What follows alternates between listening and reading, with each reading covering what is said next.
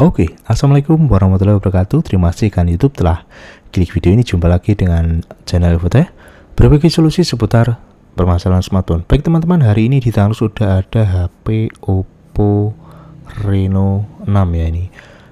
Kondisi atau kendalanya, HP ini bermasalah pada tombol powernya atau tombol on off ya ini. HP-nya sebenarnya masih nyala, namun on off-nya ini keras dan sulit untuk berfungsi. Dan di konten kali ini akan saya berikan solusi untuk mengatasi masalah seperti ini. Oke, di sini sudah saya sediakan spare part atau komponen untuk mengganti masalah pada tombol power ya.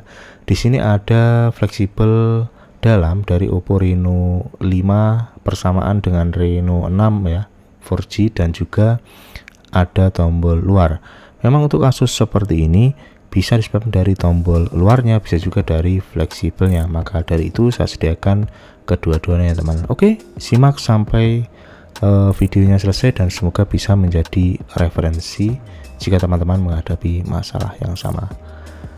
Oke, kita eksekusi HP-nya. Kita mulai, kita bongkar terlebih dahulu si Oppo Reno 6 ini.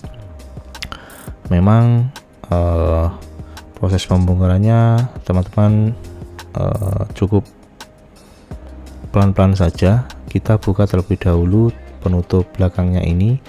Biasanya ada lemnya itu di sisi terluarnya saja ya, tergantung sudah pernah dibongkar atau belum pernah dibongkar sama sekali. Bisa menggunakan bantuan hot gun ataupun blower ya jika masih sulit. Tinggal dihangatkan sedikit tipis-tipis saja. Namun di sini memang saya coba langsung buka menggunakan Mika bekas touchscreen ya ini, atau biasanya ada di bekas tempered glass. Yang penting teman-teman tidak perlu terburu-buru dan juga jangan lupa untuk terus cek ke bagian dalam. Jangan sampai ada komponen yang terkena dari Mika kita ini ya. Intinya untuk memasukkan Mikanya itu cukup tipis saja, jangan sampai terlalu dalam. Jaga-jaga agar tidak mengenai komponen yang ada di dalam ya.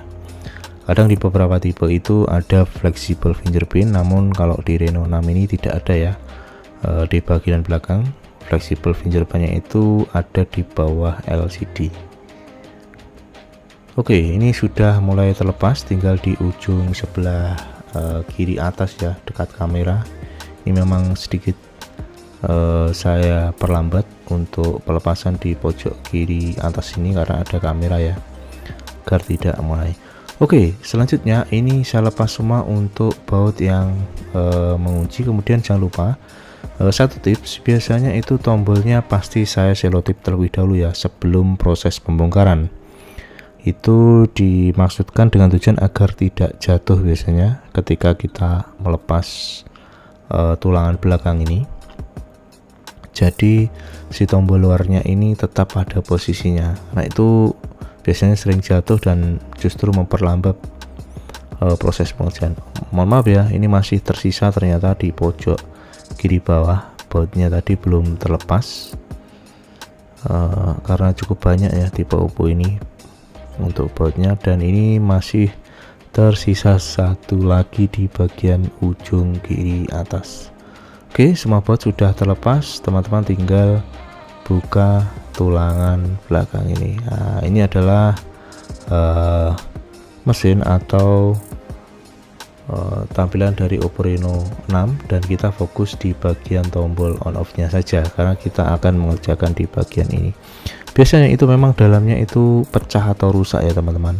Jika fleksibel dalamnya itu masih utuh ya tinggal diganti tombol luarnya saja. Dan jika kadang tombol luarnya itu masih bagus, tinggal diganti fleksibelnya saja.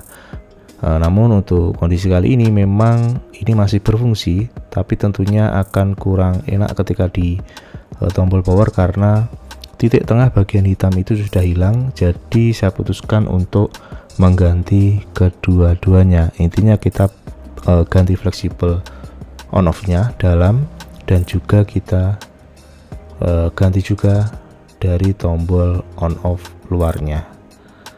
Memang kalau untuk proses penggantian kita harus melepas mesin ya, karena posisi fleksibel ini terkoneksi ke bagian bawah mesin. Oke, kita lepas atau kita matikan terlebih dahulu HP-nya. Di atas ada satu baut yang mengunci mesinnya ini. Tinggal teman-teman angkat perlahan ya. Untuk posisi mesin pastikan tidak ada fleksibel yang tersangkut. Jadi di bawah itu ada fleksibel penghubung, fleksibel LCD dan juga baterai itu sudah saya lepas ya. Dan kita fokus di bagian power atau on off. Ini fleksibelnya seperti ini. Oppo Reno 6 bersamaan dengan Oppo Reno 5 4G ya, sama ya. Ini untuk modelnya. Oke, ini sudah terlepas. Fleksibel yang lama seperti ini kita sisihkan, dan ini adalah fleksibel baru. Oke, jika teman-teman mencari fleksibel seperti ini, bisa cari di marketplace ataupun langsung beli di toko spare part offline ya. Kebetulan saya memang beli di toko spare part offline ya, mohon maaf. Jika teman-teman bisa, nanti mungkin saya sertakan juga untuk link pembelian. Harganya cukup terjangkau, atau bisa teman-teman cek sendiri di marketplace ya.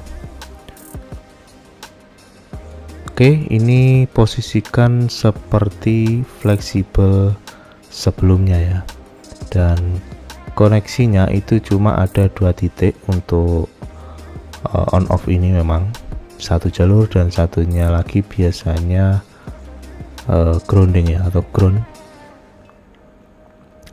Setelah terpasang fleksibelnya, teman-teman kembalikan seperti semula untuk mesinnya agar dia terkoneksi dengan baik. Pasang juga semua soket yang sebelumnya kita lepas, ada soket penghubung papan bawah dan juga ada soket untuk jalur charging ya. Oke, kita pasang lagi satu baut yang mengunci mesin utama atau mainboardnya ke tulangan agar posisinya itu rapat dan tentunya tidak goyah ya. Nah, ini sudah bisa. Untuk on off sudah berfungsi, tinggal kita ganti juga si tombol luarnya. Ini seringkali karena karet di bagian dalamnya itu memang seiring dengan umur HP-nya ataupun seiring dengan pemakaian itu pasti akan rusak ya. Karena untuk tombol power ini memang sering difungsikan, jadi sangat wajar ketika karetnya itu lama-kelamaan hancur atau pecah dan membuat si tombol powernya ini keras, kadang terus dipaksa dan pada akhirnya justru membuat fleksibel yang ada di dalamnya itu juga ikut rusak. Jadi untuk kasus ini memang saya ganti kedua-duanya agar hasilnya maksimal. Jadi fleksibel dalamnya sudah baru, kemudian tombol on off luarnya juga baru. Oke, ini kita tunggu dulu sampai nyala. Nah, ini kita coba fungsikan.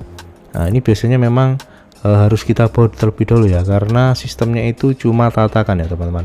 Fleksibel tadi terhubung ke mesin itu berada di bagian bawahnya. Oke, untuk kasusnya sudah selesai dan saya harap video ini bisa bermanfaat dan bisa menjadi referensi untuk teman-teman, dan sampai jumpa di konten selanjutnya. Terus dukung channel Infotech. Terima kasih.